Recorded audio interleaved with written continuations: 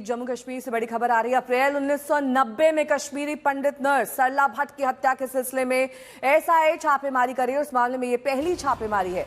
उपराज्यपाल प्रशासन 1990 के दशक की शुरुआत में कश्मीरी पंडितों की हत्या के मामले को फिर से खोलने का फैसला किया है। एसआईए ने श्रीनगर में 8 जगहों पर छापेमारी की।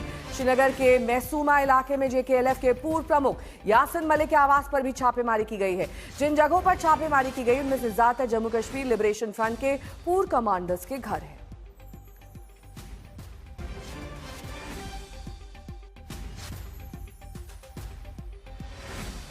एक बार फिर से कश्मीरी पंडितों के नरसंहार का केस खुल गया है। 1990 में सरला भट्ट हत्याकांड के सिलसिले में छापेमारी की जा रही है। सुबह से ही कार्रवाई जारी है, जिसमें यासिन मलिक के ठिकाने पर भी छापेमारी की गई है। मीर फरीद मेरे सहयोगी जुड़ गए हैं। क्या डिटेल्स हैं मीर फरीद? जी बिल्कुल, आज सुबह से ही ये छापेमारी हो रही है और ये केस जैसे आपने कहा कि सरला भट्ट जो कि एक कश्मीरी पंडित नर्स थी और जो श्रीनगर का शेर Kashmir institute of medical sciences है वहां वो काम करती थी। अप्रैल 1990 में उनका एब्डिक्शन हुआ और फिर 4 दिन के बाद उनका शव उनको गोली मारी गई थी और वो शव मिला और उसके बाद से हालांकि ये केस रजिस्टर्ड है, लेकिन जो कश्मीरी पंडित कम्युनिटी है बार बार ये कह रही थी कि इसकी इन्वेस्टिगेशन जो हुई है सही तरीके से नहीं हुई है और ये दोबारा खुलने चाहिए। अभी हाल फिलहाल में लेफ्टिनेंट गवर्नर ने जब कंपनसेशन केसेस जो टेरर विक्टिम्स हैं उनको दिए, उनमें उसमें कंपनसेशन थी, सरकारी नौकरियां थी, ये भी ऐलान किया था कि जो 90 के दशक में जब बंदूक ने अपना सर उठाया जम्मू कश्मीर में, खासकर घाटी में, और जो टारगेटेड किलिंग्स हुई कश्मीरी पंडित्स की, तो ऐसे सारे केस जो हैं रीओपन किए जाएंगे। और उसमें पहला आज काफी महत्वपूर्ण ये दिन है जब एसआईए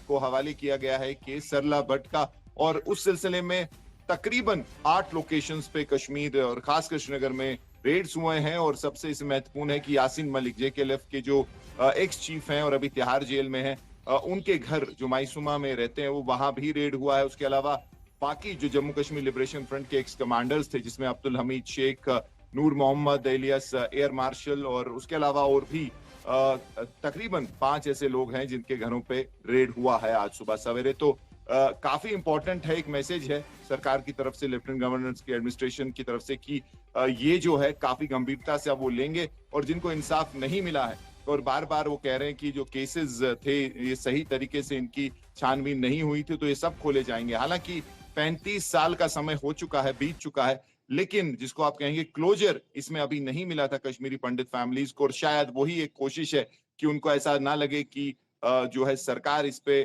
सोई रही और दोबारा इसमें इन्वेस्टिगेशन होगी ताकि इंसाफ मिल पाए। जी मीर, इसमें प्रमुख तौर पर सरला भट्ट का ही नाम क्यों लिया जा रहा है, जबकि आप कह रहे हैं कि अन्य केसेस भी इन्वॉल्व हैं, उनके सिलसिले में भी छापेमारी चल रही है? जी, फिलहाल जो आज की छापेमारी है वो इस केस को लेके है, यानी कि इस किलिंग को लेके है। और इसके अलावा अभी आप आगे देखेंगे कि ऐसे और भी कई सारे केसेस हैं जो खोलेगी सरकार, जो एसआईए या जो अलग अलग जम्मू कश्मीर पुलिस की जो विभाग हैं उनको दिए जाएंगे।